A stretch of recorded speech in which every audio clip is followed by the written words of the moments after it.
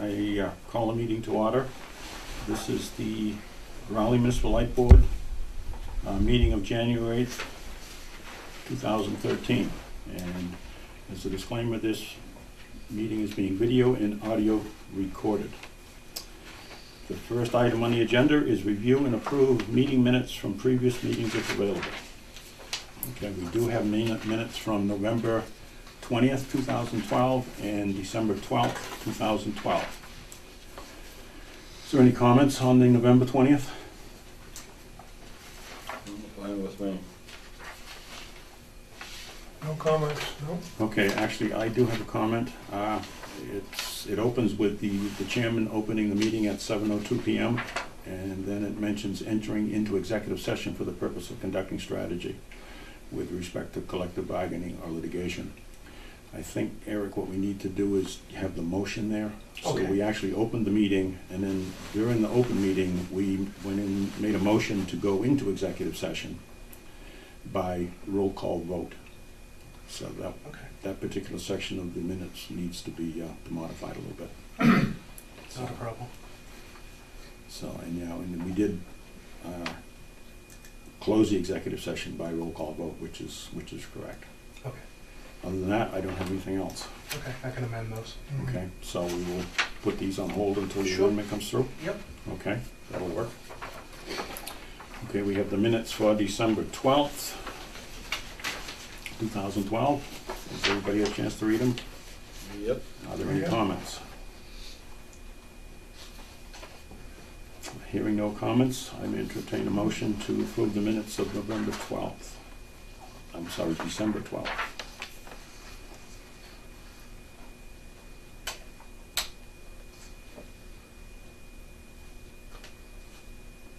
Okay by me. Would you like to make a Oh, you motion? want to, I'll make a motion that we accept,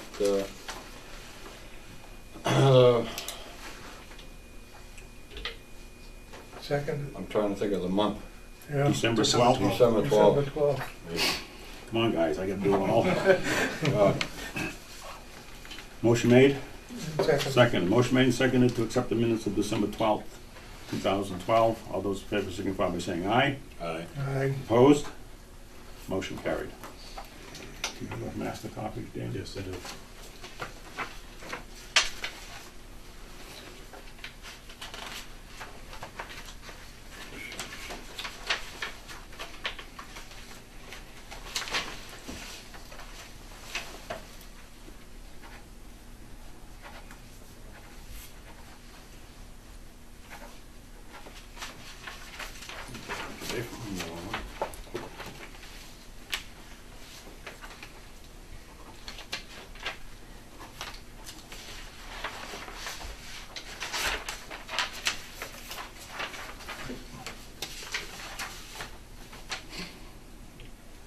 Couldn't think of the month, and I couldn't think of the meeting.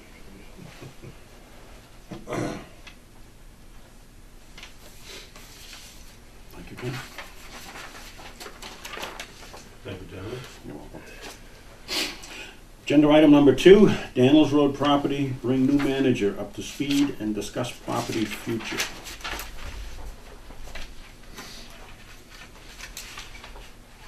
Basically, I wanted to put this item on the agenda to talk about the Daniels Road property past, what has happened to the property, and basically what we need to do to settle the issue with the property and move forward with deciding what we are going to do with the property in the future. So I'll let the board kind of bring up the speed on what has transpired with the property. I've read numerous letters and things describing what has happened with the property, but I'll let the board kind of tell me what they envision or what they envision for the property. Okay. Anybody have anything to say? Well,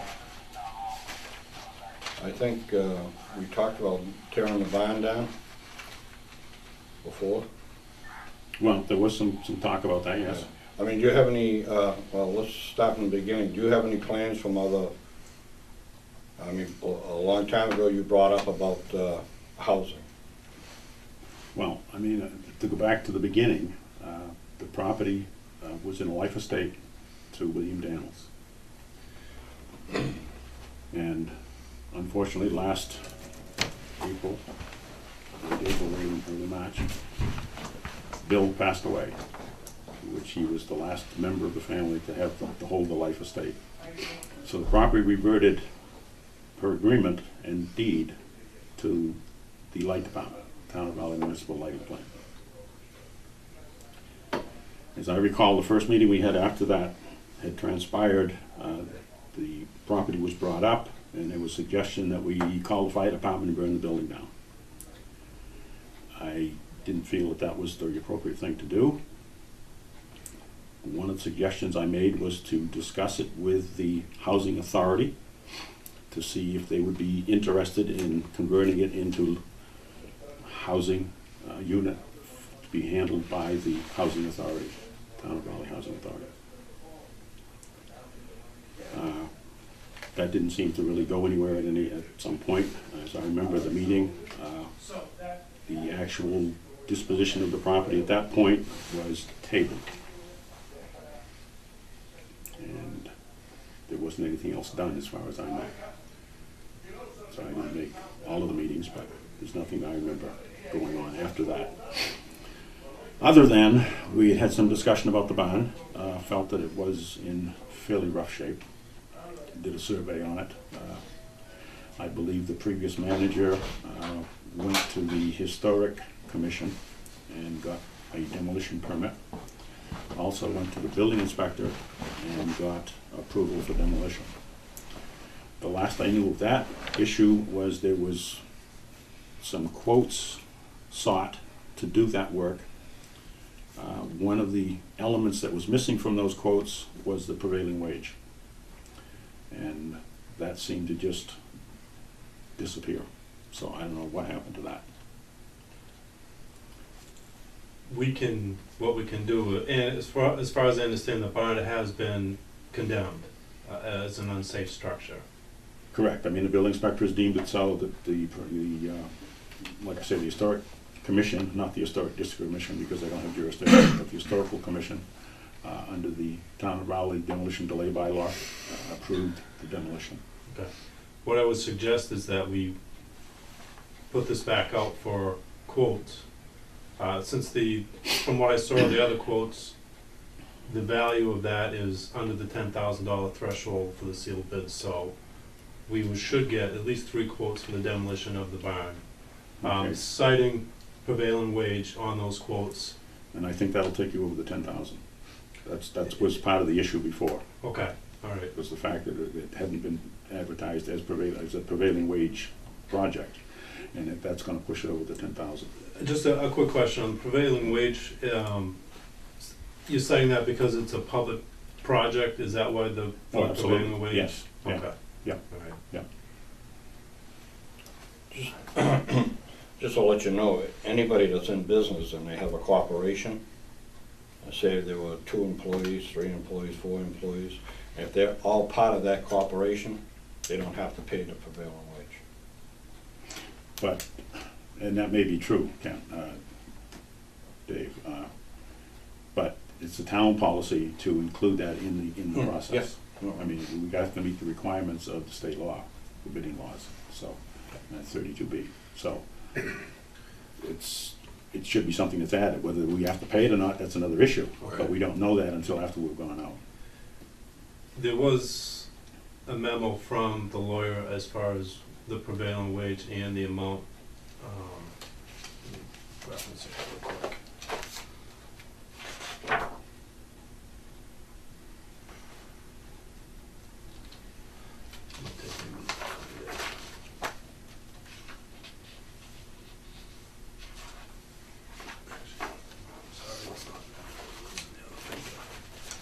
As you can tell, there's been numerous Well, no question about it. things going on with this property, so It's been over a year, almost 2 years. it's something I think we need to really focus on to basically resolve the issue with the property and move forward with it, so. I have that. I'll reference that and I will get it to you, but I don't seem to have it, and I don't wanna take up the time looking for it in these folders, so. but I will get that to you, a copy of it.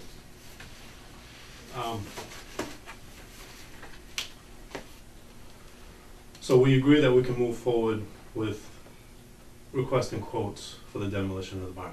For the barn, yes. For the barn, okay. I also gave you in your packet a copy of, and if you'd like a copy of this, Bob, I can have it for you. It's the Register of Massachusetts Cultural Resource Information System, and it's a copy of the, that the 24 Daniels Road, I believe it's just the house, the single-family dwelling house is on the Register, Massachusetts Register for Historical Places. So that throws a little bit of a curve into what we can and cannot do with that, with the house as far as the property goes. I know there was some discussion in the past as far as leasing the property, the house itself for a, to the Rousey Housing Authority. That seemed to bring up a lot more issues than when you get into leasing property. It has to, we can't lease property to another town department or the Raleigh Housing Authority. That would have, we would have to declare it surplus and go to the town meeting and have a 2/3 town meeting vote to declare it surplus, and then the selectmen could actually deem that property surplus and give it to the Raleigh Housing Authority. The problem with that is once we deem it surplus, that means that we will no longer have a use for it. And I think the original intent of the property was to keep the property for expansion of either the substation or to move the RMLP offices to that location at a future date. So I think the leasing part of it, in declaring it surplus, is not the direction that I think we want to go. I mean, but I'm not, you're the decision-making authority, not me, but. No, you're right, Dan. I mean, and I strongly feel that the town of Raleigh Municipal Lighting Plant should retain the property. At some date in the future, we will need that property for something, whether it's expansion of the substation itself. And believe me, there are not very many places in Raleigh that we can site a substation that's going to really work for us. That one in itself was not an ideal situation, but it was better than what we had, and it has worked for us. But at the time that we decided to do a substation, I looked high and low, and there were very few parcels of property that would work for us with the criteria that we needed, basically being somewhere near the transmission system that comes through Raleigh. So, and you're right, the leasing issue, we would have to declare it surplus, and we would no longer retain use of the property. But there is a way to go around that, and there's a legal opinion that says we can do that with a license. We can license the property and still retain ownership of it and still retain use of it. It's not the ideal situation, but it is a way to do it. The license, and I don't know if the Raleigh Housing Authority would be interested in a license, because a license basically says that we could take over the property at any time when we deem that we need the property back. Right. Not sure if that's something they'd be interested in looking into. The property itself, I have an environmental report, I think you must have looked at it in the past, that the property is going to need a significant amount of work to make it habitable for a family. And I say family as, 2 adults and some children. There has been asbestos found on the property, there has been lead paint found on the property, so in order to make it habitable for a family, it would need some significant amount of work. Whether the Raleigh Housing Authority is willing to put that kind of money into that property or not, I don't know that, but we can have a discussion with the authority and see if that would be, something they'd be willing to do. Well, I think we should discuss it with the authority. I mean, when we first approached them, they seemed to be interested. They weren't sure, but they wanted to check things out and make sure everything was okay and that kind of thing. But I definitely wouldn't want to just say, no, we're not going to try to do it. I mean, I feel strongly that we should try to do something along that line with that property at this point.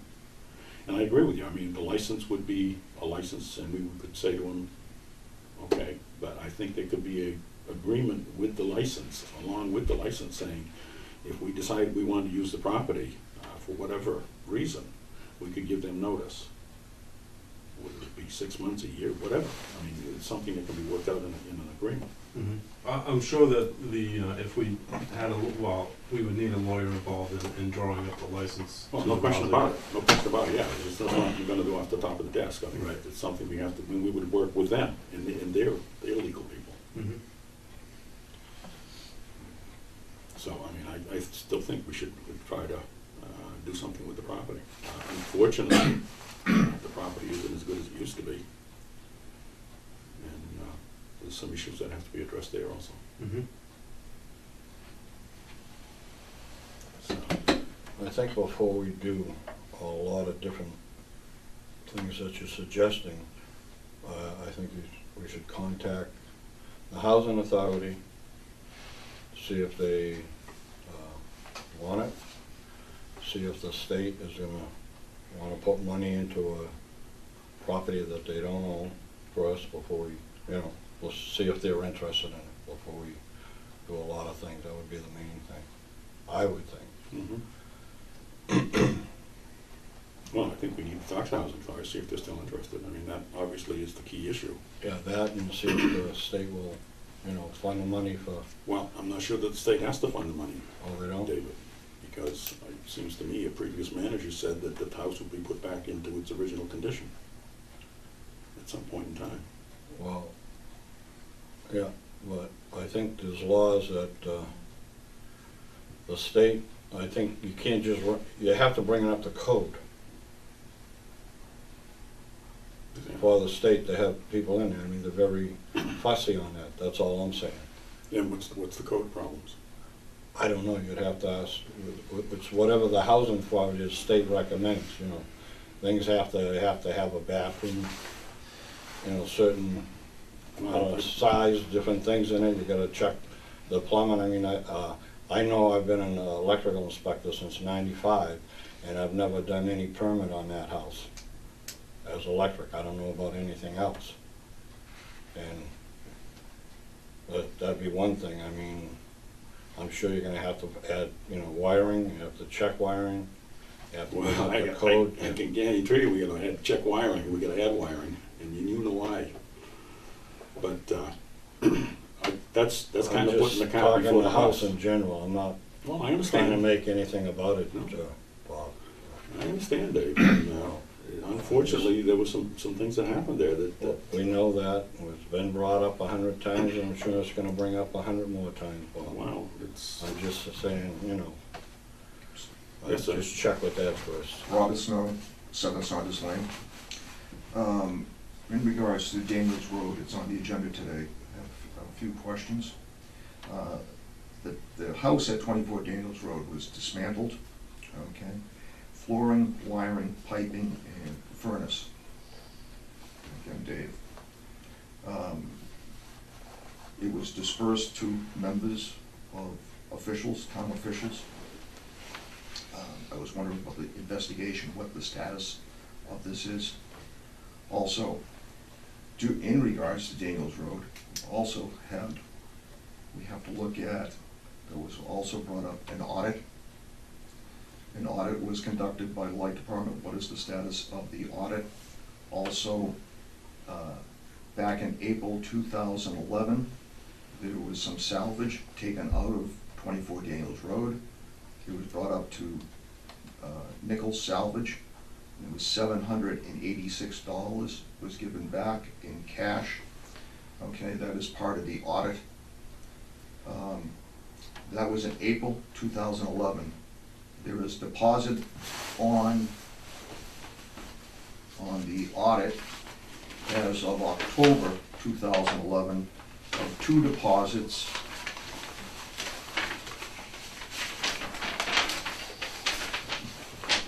One for copper, number 2 copper, $333. Okay, either on 9/20, the audit here has 2 different dates. 9/29/11, and 10/5/11 of cash to the light department, and then also steel, okay, and they're dated 4/21, okay, the transaction date of both the number 2 copper and the steel. They were received and deposited, again, 9/29/11 or 10/5/11 as cash, okay, and the date of the deposits are 10/6 and 10/3. Okay, and besides that, there's numerous money that cannot be accounted for from the salvage on the audit. I was wondering about the status of that audit, where it stands right now. Yeah. So in regards to the audit, there were discrepancies.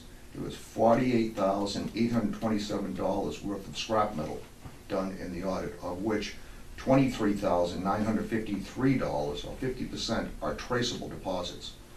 Again, I think the commissioners need to address this, find out what happened.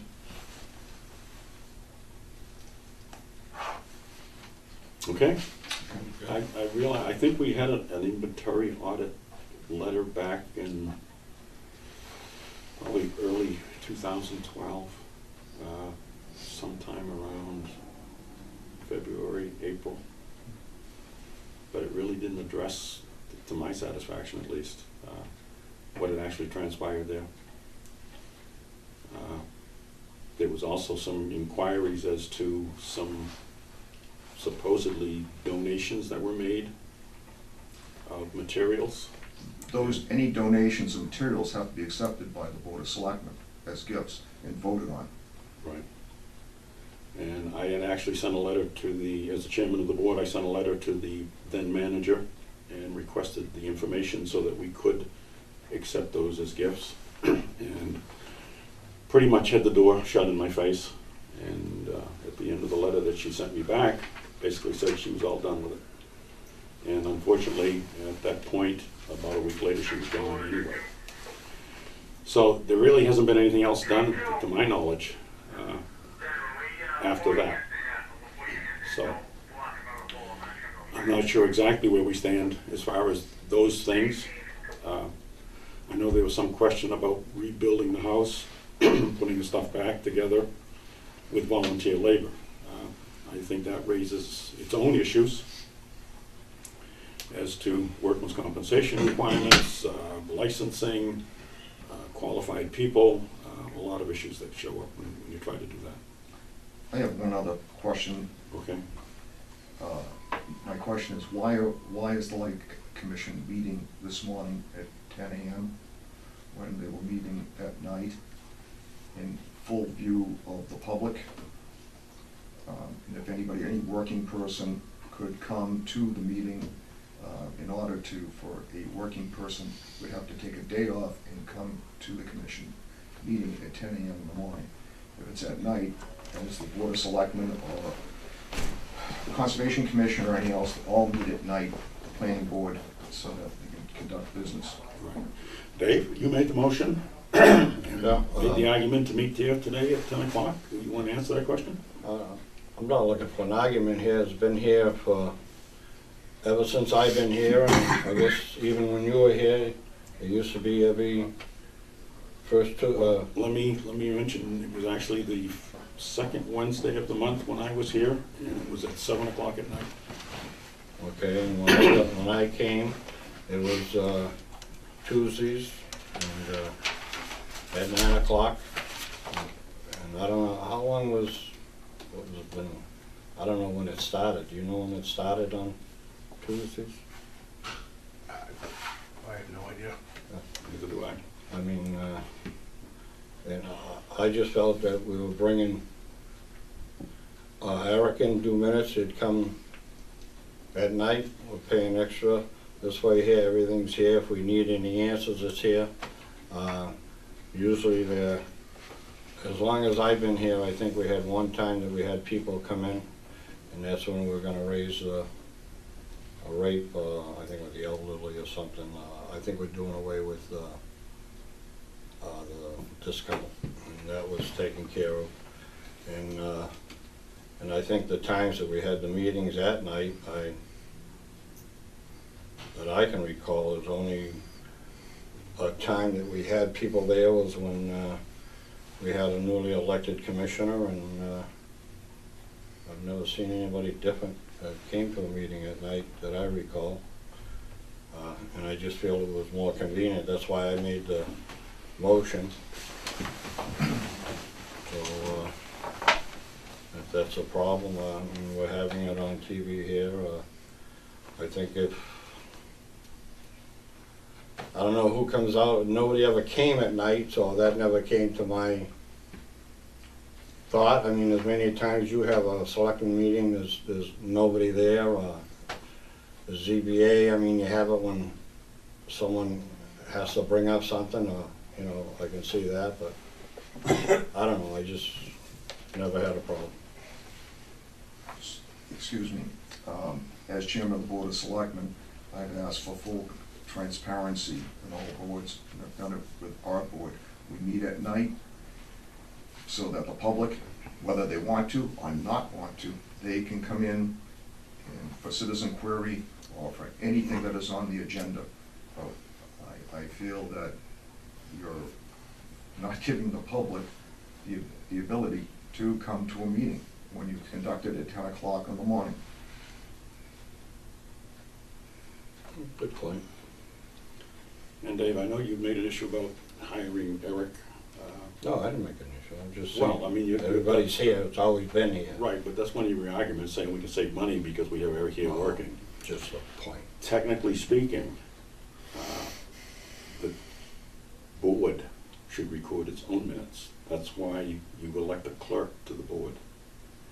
The clerk of the board is technically responsible for the minutes of the meetings. So I realize that the clerk hasn't been doing that, and certainly the board can hire somebody to do the minutes if they so choose. But in reality, it's really up to the clerk to make sure that the minutes are done. So, I mean, I just, Yeah, that's fine, that's just the point. whatever. So I don't know how the board feels about the 10 a.m. meeting. I mean, I realized that it was a 2-to-1 vote when they voted to meet here at 10 o'clock in the morning. So, but that's kind of getting off the track of the Daniels Road property. Mm-hmm. So basically, where do we stand with that, Dan? I will, if you would like me to, I will move forward with contacting the Raleigh Housing Authority and to suggest to them that we meet, talk about the Daniels Road property to see if they're interested in some type of license agreement with them for the property. And then, you know, if they are interested, then we can move forward with deciding how we're gonna deal with this issue going forward, putting the house back together, making it livable for a family, you know, and talking with the Raleigh Housing Authority and moving forward that way. But I think the first step is to see if they're actually interested in the property. Well, I have to agree with you on that. I mean, obviously, if they're not, then we gotta do something else. But I think we should at least offer it to the housing authority at this point. One question I was asked too, what I would ask too, is that the historical commission, would there be an issue with them as far as us licensing the property to a family? That, I would have to answer that question as well. I mean, is there anything that would preclude us from doing that, or? I was chairman of the Historic Commission for a number of years, and I don't see any problem with maintaining the property. They may be more upset about the property going to rack and ruin than to have somebody living in it. Okay. That would be my guess, particularly where it's on the Register of Historic Places for the town of Raleigh. Mm-hmm. And that was done back when the commission was established. Okay. The question, I would contact the historical commission as well, because there Yeah. have been some improvements to the property after it was recorded. For instance, if you look at the second page of the recording, it was recorded to have, building retains wood clapboard siding and 2x2 window sash, but as when you drive by the property, it's vinyl sided and the windows have all been replaced. Right, and that was done basically through Mass Save Okay. for energy efficiency purposes. When the present owner, or the previous owner, was living there, Okay. along with the fairly new heating system that was installed. And just going along that point, does the historical commission, or would the historical commission limit us to what is done to the property? Because usually they have restrictions as far as what you can actually do to the property in respect to remodels, improvements. There are no regulations in that area Okay. that require that. Now, whether the commission would say, yeah, we'd like to see this or that could be possible. But that particular property is not in the historic district commission jurisdiction. They're not in historic districts. Okay. There are 2 historic districts in Rowley, and it's not in either one of them. So that's where you get the requirements of going before boards and getting orders of conditions as to what you can do and not do. Okay. All right. And that only takes place in the historic districts themselves, not in the outlying district. Okay, that's a plus anyway, so. Yeah. So, I mean, certainly we would want to talk to them and work with them, Mhm. particularly where it's on the register. All right, first of all, I guess I will contact the Raleigh Housing Authority to find out if they're actually interested in the property or not. And then that will get the ball rolling as far as our Mhm. next steps. Yeah, then we can formulate a plan from that step forward. Okay.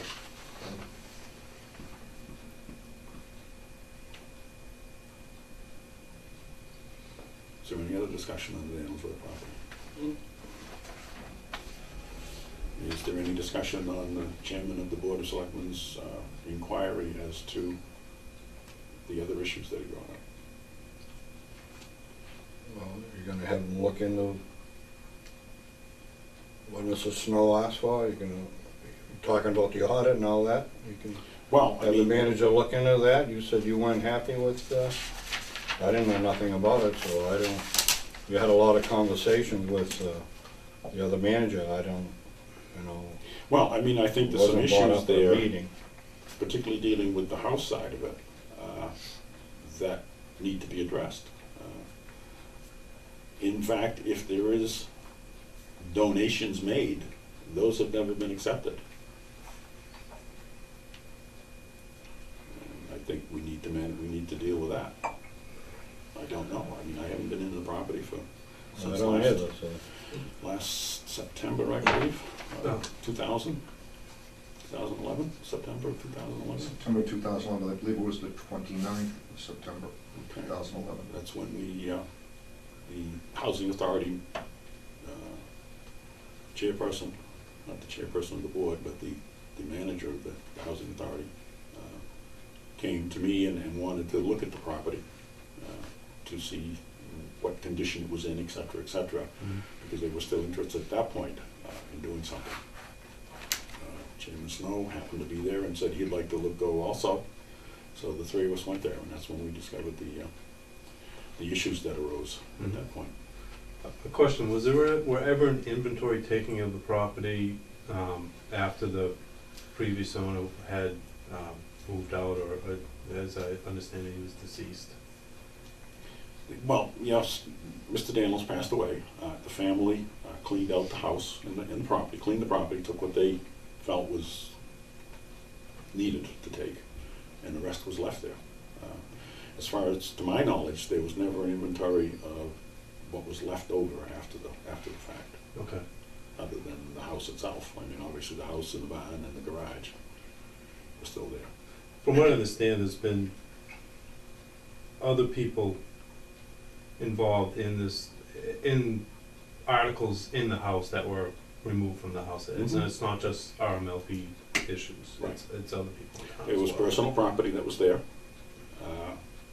The relatives, if you will, they really weren't relatives, but they were acquainted with Mr. Daniels and Mr. Daniels' friend that lived there with him.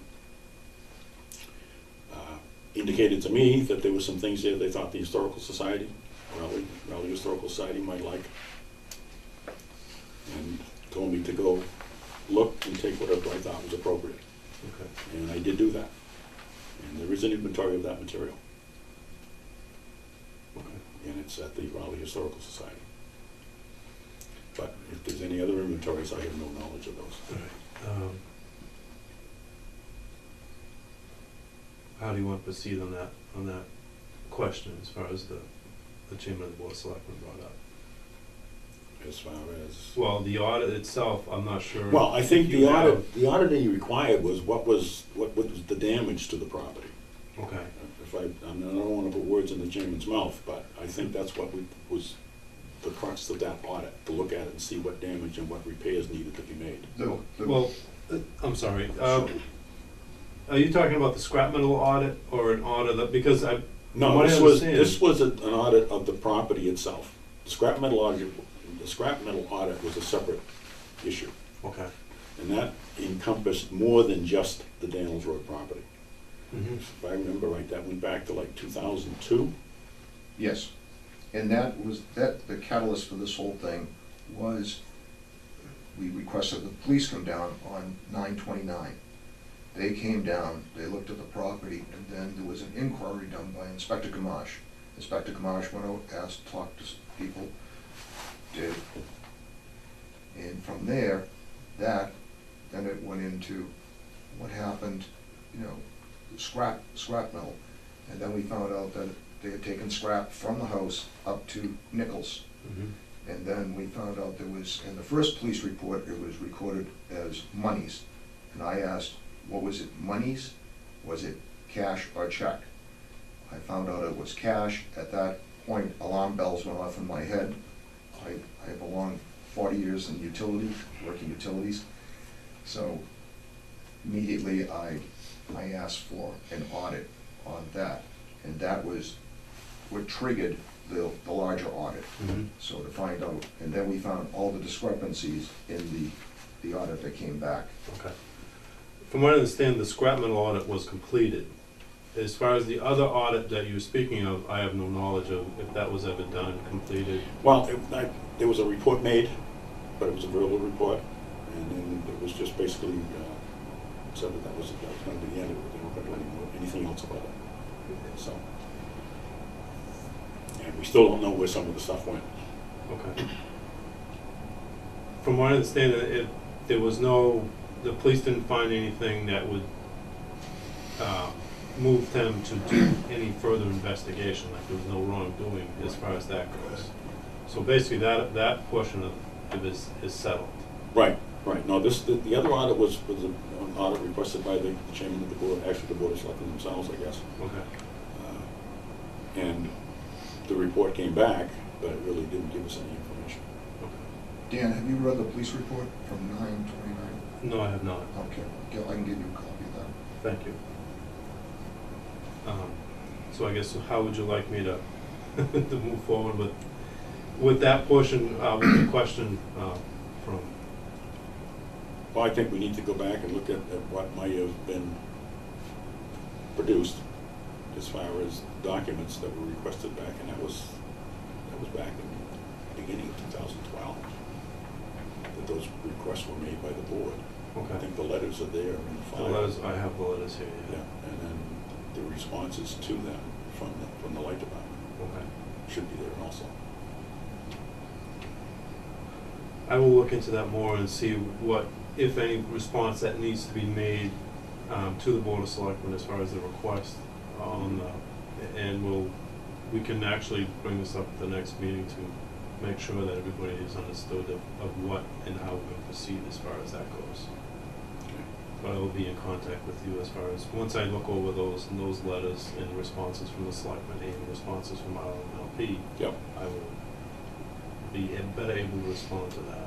Okay. That sounds like a plan. Is there any other comments from the board? Well, the only one that I have is, if you're gonna talk to the housing authority, you're talking $100,000 to get that house back up. You're not talking $10. No. So, I mean, that's gonna be brought up, and who's gonna pay for that if they get into a situation where they're gonna make that house livable? Mhm. Because everything there has to be brought up to code, everything. There's an, I'm not sure if the board has it, I'm pretty sure you do, there was an environmental report done on the household, as I was citing earlier, Yeah, and that cites a lot of different things that would need to be corrected with the house before it was actually and there. who's gonna pay for it? And who's gonna pay for that, Yeah, those repairs? the volunteer thing was a good idea, but you're not gonna find enough people, qualified people. Well, and just so you know, there's kind of two different issues there. There's the issue of the things that were done to the current equipment in the house, and then there's things that are going to have to be done to make the house livable. Yeah, There's two different issues there. I think we need to make sure we keep separate there. Okay. So, Darren, does that satisfy everybody at this point, as far as the agenda item?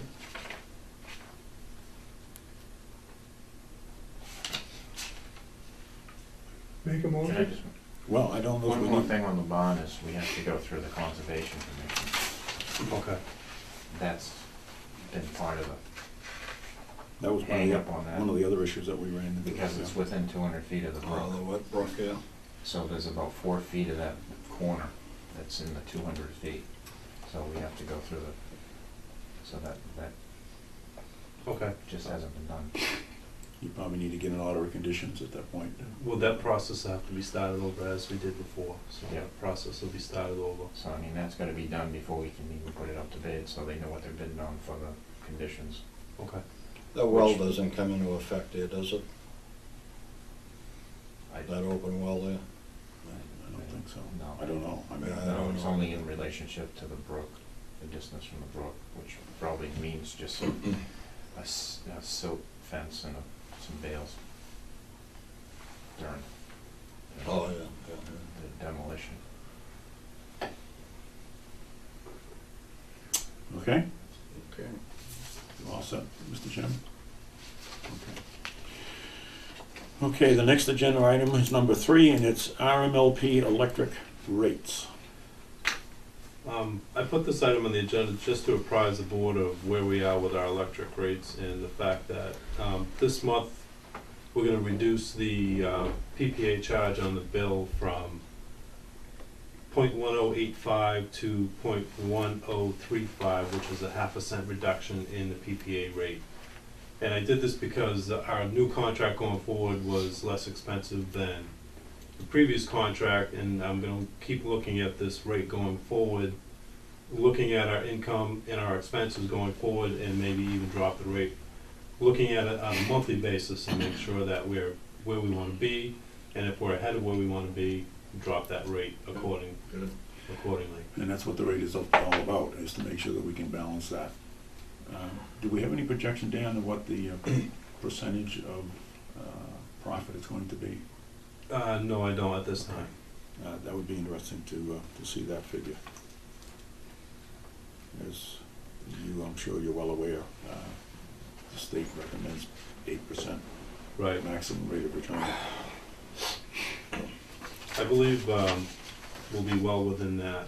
Okay. And even, they specify that, as you know, as a max, but there is no minimum to the actual profit. I mean, we can make zero profit, we can make negative. I mean, we can make Well, negative. we can, It's- it's a little tricky there It when we gets a do little that. tricky, yeah, but, you know, I know the 8% is the maximum amount you Right, can make. yeah, exactly. So, And there is a law that says we can't sell it for less than we pay for it. So there has to be Right. something there. yeah, true. So, and that makes a lot of sense in a municipal utility, Mm-hmm. that particular law, because I've known some municipal utilities that actually do that. Their municipal rates are negative return. It's not good. Okay, is that the report? I know we at some point we're doing a rate study. Is that going to go forward at this point, or are we going to kind of just think about that, or? No, was in contact with the person that the previous manager has been in contact with the rate study, Chuck Underhill, and I have a meeting with him next week to talk to him about moving forward with that rate study. Okay, I think it would be time for us to kind of take a close look at that and see. I know last year's DPU report, I had a question as to why the municipal rates jumped 0.5 cent a kilowatt hour on average Okay. at the end of the year, and I would still like the answer to that question as to why that happened. I can look into that. When I asked the previous manager, there was no answer.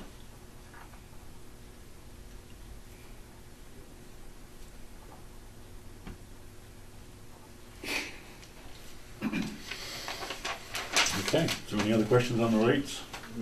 Anyone in the audience? No? Okay. Item 4 is discuss report from Massachusetts Office of Disability, on Disability, Office on Disability. At a previous meeting, I believe it was in November, we had talked about public access for an open meeting at the RMLP, such as we're having today. And there was because I believe there was an informal, I'm not sure if it was an actual complaint or an informal suggestion or complaint that this was not acceptable as far as an open meeting location. Under the open meeting law, not necessarily the Disabilities Act, but Okay. it was under the open meeting law that there was a allegation Okay. leveled that it may not be accessible or acceptable Right. under the open meeting law. Okay. So, The acceptable, accessible is, as you know, two different issues as far as Yeah. that goes. Yeah. I contacted the Attorney General's office as I was instructed by the board, and the Attorney General's office has no issue with where and when the meeting is held, as long as it's open to the public. Okay, And the doors remaining open in this accession to this room is considered an open meeting, so that is no problem as far as the Attorney General's office. But in talking with the Attorney General's office and the Mass Architectural Board, they suggested that I call the Massachusetts Office on Disability to make sure we conform to the current ADA standards for accessibility for handicapped persons. Yep. Which I did do that, and the result of that is the report that you have in front of you today. okay.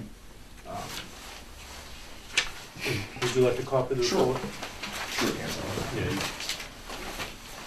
Thank you. basically, the report, I was here when the gentleman came here to talk about the report. And as looking through the report, and I think you've all looked through it already, there are a number of issues that we would have to address to bringing the building up to the current ADA standards. I know a lot of renovations were done to this building back in 1995 to make it, at that time, ADA compliant. Right. Whether there's I believe there's waivers we can get to, for what he suggested in here, to make this building, because it was compliant in 95. I'm sorry if I'm being a little bit jumping around here, but do we wanna file for a waiver? Do we wanna do some renovations to the building to make it ADA compliant to the current standards? There's mostly, the issues are with the outdoor area, not Yeah. the indoor area. There's a couple of minor things with the indoor area as you scroll through the report. Most of it is with the outdoor area, and I'm just basically talking to the board about how you want to proceed with this.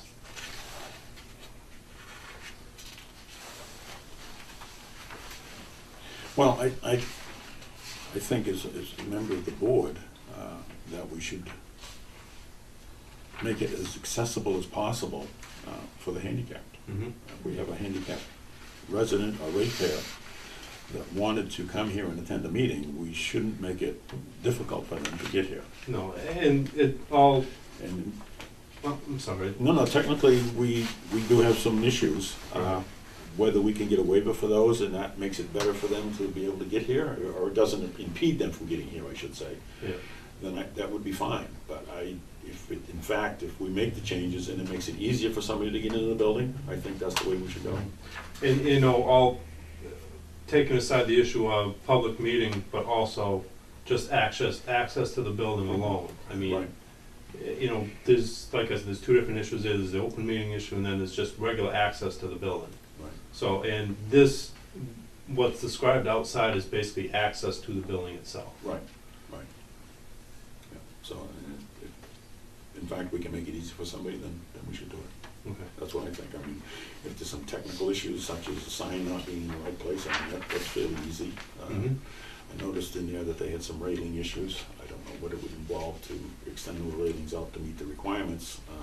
If I remember right, when you go up the walkway and you turn to the left and then go up the ramp, if those railings stick out beyond the wall that's there, Mhm. does that impede somebody going by? I don't believe so. I don't think that's noted in the report. I think there was some height issues with the railings themselves, Yeah. but there wasn't any clearance issues as far as the width of the actual walkway. So that, the 12 inches is what we have? It's on page 3. Page 3. Well, they want, It says, do not extend 12 inches parallel to a level surface. Handrail shall extend at least 12 inches beyond the top rail. So I'm not quite Right. sure what that means. And he's citing that picture on the right column as saying we only have 8 inches. Okay, so, but if you look at the picture, the rail lines up with the wall that's there. Mm-hmm. And if we go the Right right, extended. the extended, would that in fact impede somebody going by the end of that wall to get around to go onto the ramp? More than likely it would. That concrete walkway would probably have to be widened and it to get the 3 feet to make the swing around the end of the railing. Okay. So, I mean, those are something we should probably look at. Mm-hmm. Excuse me, does this mean Yes. that the building is not ADA compliant as of this time? No. What it means is that the building doesn't comply to the current ADA standards. Mhm. And that's what he cited to me when he talked to me. But at the current time when the renovations were done, It was whatever was compliant. done was compliant to those 1995 standards. Okay. As you know, the standards increase, they never decrease, they always increase. So for us to meet the current standards, we would have to make these improvements. Okay. And just as a little history, I guess, on the actual handicap accessibility for the building, we had a commissioner, Mr. Gordon, who was in a wheelchair. And that was one of the reasons we went forward to make the building handicap accessible. At that time, we were doing some other renovations inside the building, and the board decided that they wanted to make the building itself handicap accessible. So we did all of this under the same contract. Okay. And we actually, at one point, had a portable ramp that we used for Mr. Gordon to get him into the front door. We'd set it up on meeting day, and he would come in, we'd wheel him up the ramp. And that worked. Probably not the best, but it did work. And so that's how we actually got to putting a handicap ramp in. Okay. So, Well, what I can do is I can investigate further what needs to be done and actually talk to a contractor that deals with the ADA compliance issues and basically get some numbers together, some informal quotes as far as how much this is gonna cost us to do. And then I can, at the next meeting or a meeting in the future, talk to the board about how much these improvements are gonna cost and whether or not we wanna move forward with we'll go these. forward and maybe pick and choose what we might want to try to do, and as long as we can get the waivers. I mean, it's certainly, we don't want to make a decision at this point until we get some more information. Okay, So that'd be good. okay. Is there any other thing on the ramp?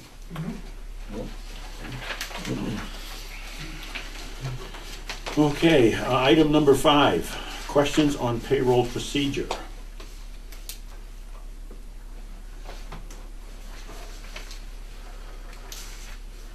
Do you wanna go forward with this, or you want me to? I'm trying to think, You had a question on the payroll as far as.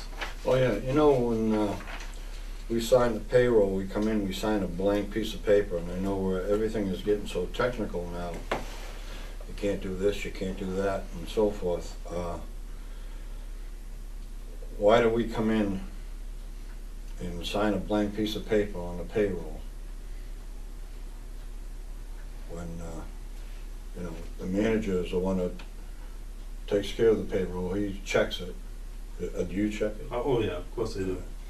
No, you don't check it. I prepare it. You prepare Eric it. prepares it, and then he gives it to me, and I check it, sign it off, and then it goes on a warrant Okay, to the selectmen. And the reason I've been doing it since I've been here, so, I mean, like I say, everything is changing and everybody's getting technical and everybody's getting on everybody here.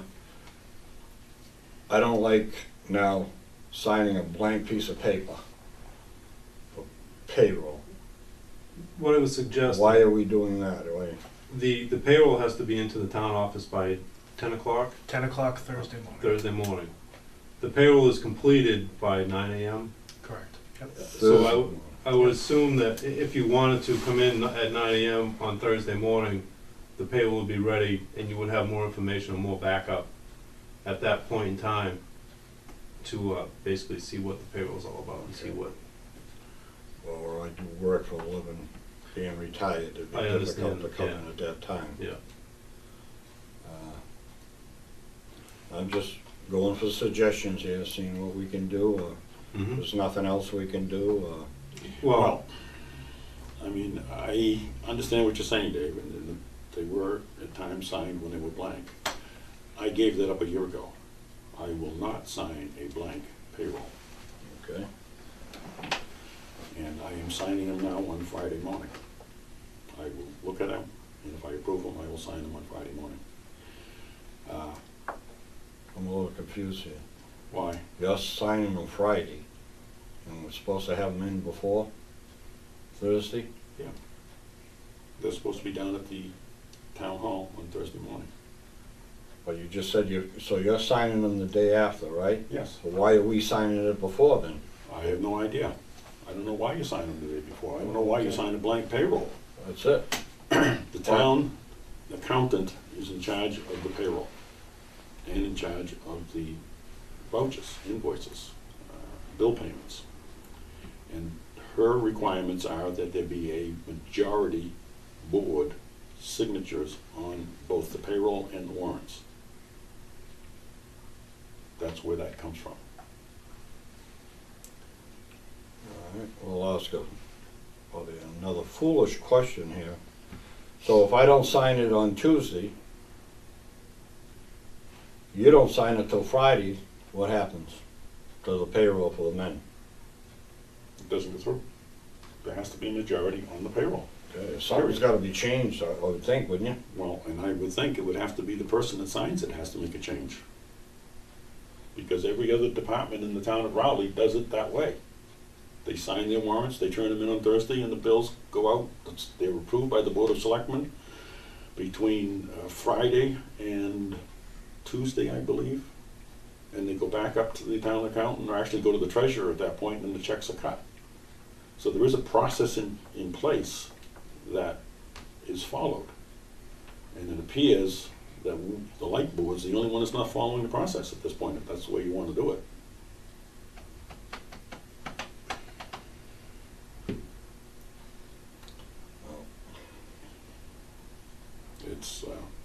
It's the way it is, it's the state law. All of that process has to go through the town accountant, through the town treasurer, Oh, I through the understand. Board of Selectmen. I understand that, Bob, but I'm saying we're gonna have to can we legally make a change where the manager is the one that, he's running the department. Right. He's overseeing, checking the times that are put in for when the men are working. Mm-hmm. Can we be relieved of this, of signing this, to make it, I mean, give me the authority to he's sign to the give him the payroll. authority Do to you do really want something that here. I authority? mean, this is kind of foolish, I think. I mean, Well, I'm not sitting in your seat, so my signature's on it anyway, so basically I approve the payroll Right. in form. And when I was here as manager, and I was here for a couple of years anyway, it was a little bit looser at the town level. There wasn't that requirement that they have now. But one of the things the board would not allow me to do was to put my signature on the payroll singly. In other words, I was the only signer. Mm-hmm. And the reason for that was because I was on that payroll. I was getting paid. Mm-hmm. So there's no checks and balance at that point. Right. What they did at that point was allow me to sign the warrants. They didn't require them to sign the warrants at that point, the bill paying. But I was not allowed to sign the payroll and just had them, they had to sign the payroll. And did that create problems? At times. There were 5 o'clock runs that I had to make to go to see somebody to get a signature. But we worked around it. So, and then as the warrants got larger and bigger and more money was being spent, et cetera, throughout the whole town, the town accountant and the treasurer put together the policy that's in place today Okay. to make that work for them. I mean, all of the other departments follow that policy. Right. So, you know, to say that, okay, the light department's different, we could ask for permission to do it different, but I would, you know, if I were them, I would hesitate to say, yeah, we're gonna make an exception for you and not for anybody else. Well, I would ask the board, who has issue with Thursday morning coming in, signing the payroll once it's complete? I know you work, Kenny, do you have an issue with that? I'm sorry. I get out early on 9. I suppose I had to. Yeah, I can do Thursday. There might be times I can't, but most of the time I think I can do it. Okay. Kenny, can you make Thursday mornings? Oh, yeah, to- no problem. Okay, to sign the payroll? Okay. Well, I think an issue would be the only time when you can't make it, and as long as Kenny can make it, we'll, and I would ask that the board, if there comes a time when one of the two of the members can't sign the payroll, that you please notify me, that way I can make arrangements to have it signed. Can you make Thursday morning too? I don't need to, I can sign it Friday morning. It's not going anywhere when you drop it off Thursday until Friday morning, because it goes to the Board of Selectmen first. Oh. So Dave could sign it Friday morning? Yeah. If you wanted to, but it's gonna be a I'm just town saying, hall, I mean, it's not gonna be here. So that's another option, to go to That's town hall another Friday option. morning. Good, okay, that's good, that's, I mean, I can vouch for another department in town that has volunteer people working for it, it's the Recreation Committee. And they will come in on a Friday and sign warrants. Okay. okay, good, so we do have an option, good, Yep. all right. Okay, Good. anything else on that? Okay, item number 6, modification of the sick leave policy to include use of sick time to supplement workman's compensation pay. In your packet that I gave you, I have a couple sheets. The top sheet is the current page out of the MLP policy, Employment and Personnel Policies Handbook. And in the paragraph that starts with sick leave down the bottom is the paragraph that I'd like to add to add some language. The second sheet has the added language highlighted in yellow that I would like to add to the personnel policy. Dan, I'm wondering, where did this, the one that you sent out by email, come from? The cover sheet, the Yeah. top sheet, It's this one here. that one is, just basically, it's a copy of the top sheet, just with added language You to just it. added that yellow part. No, I understand that part, but it doesn't match the policy that I have. Okay, that's an issue then, because I took it out of the policy that was, Because what this is the one that was Yeah, new one. new one that we asked the previous manager to put together. okay, As everybody knows, it was a little bit on the expensive side. And the effective date is October 26, 2011. okay. And when I looked at this page 69, the one you sent, it doesn't match page 69 Of the in this current policy. in this policy. That's my mistake, then I apologize. No problem. So, I mean, and this is the workman's compensation, and it's effective October 26th, 2011, and I believe this is the one that the board signed. Okay, So I don't know how these two match up or what the process will be. okay. I guess, Take a look at that. New one. well, the whole reason behind, I guess, what I wanted to bring this to the board was because we have an employee who will be going on workman's comp because he injured his shoulder. Right. The policy does not allow for an employee who receives workers' compensation to receive any additional compensation to make up for the gap, if there is one, between what the workers' comp pays and what he's used to getting as a salary or a wage. And that's the reason why I wanted to ask the commissioners about modifying the policy to make it, if the employee is not receiving a wage that he can live on, with workers' comp, then we can make it available for him to use his sick time to compensate for the gap in the wages. No, I mean, that's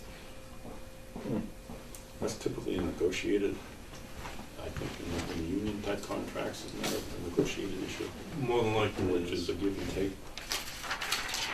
Most of those negotiations are give and take. Mm-hmm. I guess my own personal feeling on this is that I hate to set a precedence. I mean, if we were to actually want to implement this, I would like to see it at least on a case-by-case basis rather than a blanket Okay. case. Mm-hmm. One of the things, I believe with the workman's comp is that it's based on 52 weeks salary Mm-hmm. and it's 7 days a week. The salary is a 52-week period, and it's the average for those 52 weeks, Right. including any overtime, call time. But it basically says it's an average of all of that, based not on a 5-day week, but a 7-day week. Mm-hmm. Plus, it's tax exempt. Mm-hmm. So, I mean, to me, it appears that it's gonna be very close to what he's getting now in his base pay compared to the workman's comp. It's not gonna be that far off. Right. And one of the things I would like to see, at least the light department do, is encourage long-term disability insurance. The town does offer it, Mm-hmm. and I would like to see the employees be encouraged to do that, Okay. to get long-term disability. Through Aflac, through the town office for the Exactly. short-term and long-term disability, Yeah. yes. Yeah, so I mean, it's out there, some of the employees have it, and some are very pleased with it, so. Mhm. So that's my comments. I don't know if anybody else has got comments. What's that initial cost? That insurance, Bob, initial, you know how much it costs, or? It's basically this policy that you take out. I don't know what the monthly, weekly premiums are. I Yeah. have no idea. Based on your salary. It's based on they take your salary for the year and they base it on that. And it's roughly, I don't know, depending on your salary, probably $30 to $50 a week. I mean, no, $30 to $50 a pay period, so bi-weekly. So,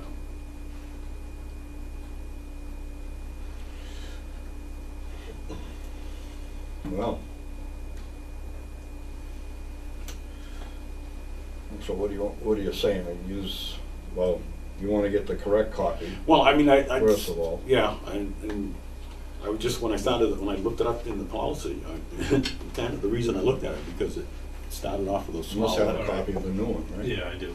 It's just one that I had on the computer that, I apologize, I didn't check the actual date on it. So I knew there was at least my Oh, that's page missing, perfect. so I went to look in it and then find the page, and Okay.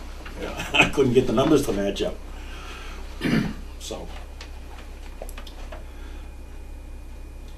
I would ask, before I do any more on this, is this something that the board would entertain in the future of doing? If not, then I'll basically, the issue will drop now, but I don't want to put any more into well, this if the board is not willing. I think, Dan, I mean, I understand what we're trying to do. We've got a good employee, he got injured on the job. We're trying to make sure that he can stay, make it through his process and then Mhm. come back to work. But I'd like to see the numbers. Okay, what is the actual number gonna be when he gets all of his workman's comp together, and then what would be the difference between what he was actually making? Okay. I mean, if that's not a huge figure, maybe we could do something. But there again, I think I need to restate that I really don't want to set a precedence, because I see, based on what we have in front of me, that there is the possibility of fraud.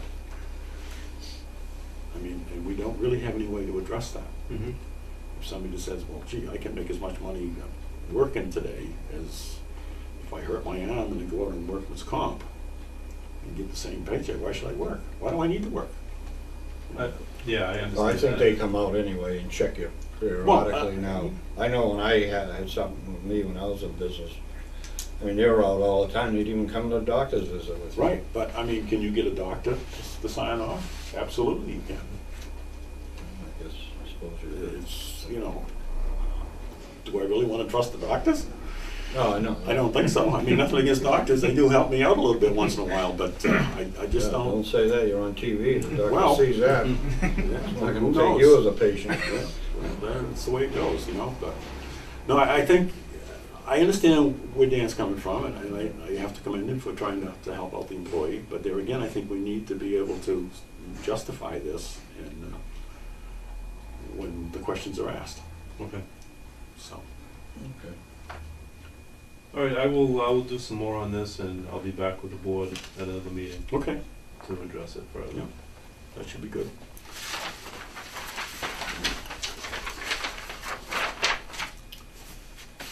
Okay, so our next item on the agenda is going to be an executive session to consider the purchase, exchange, lease, or value of real property, because an open meeting may have a detrimental effect on negotiation position of the light board. Excuse me, Mr. Chairman? Yes. Can I make a suggestion? Absolutely. To incorporate into your agenda a citizen's query. Most boards are now doing that. Okay, We've done that in the Board of Selectmen starting, I don't know, over a year ago. And it has worked out. People come in and give comments. okay, But of course, they would have to take a vacation day to come in and make a comment here. But anyways, that suggestion, to add that to you. okay. Thank you, Mr. Chairman. Thank you today. Okay. Thank you. Okay, so now we need a motion to move to enter executive session to consider the purchase, exchange, lease, or value of real property if the chair declares that an open meeting may have a detrimental effect on the negotiating position of the public body, and the chair so declares, in accordance with Mass General Law, Chapter 30A, Section 21A6, and to not reconvene in open session. Do I have that motion? I make a motion that we go in executive session for the purpose and exchange of lease of value of the real estate property because an open meeting may be determining effect on the negotiation position of the public body. You want to sign that, Dave? Do we have a second? Yeah, and I'll second it, yep. Okay, we'll second it.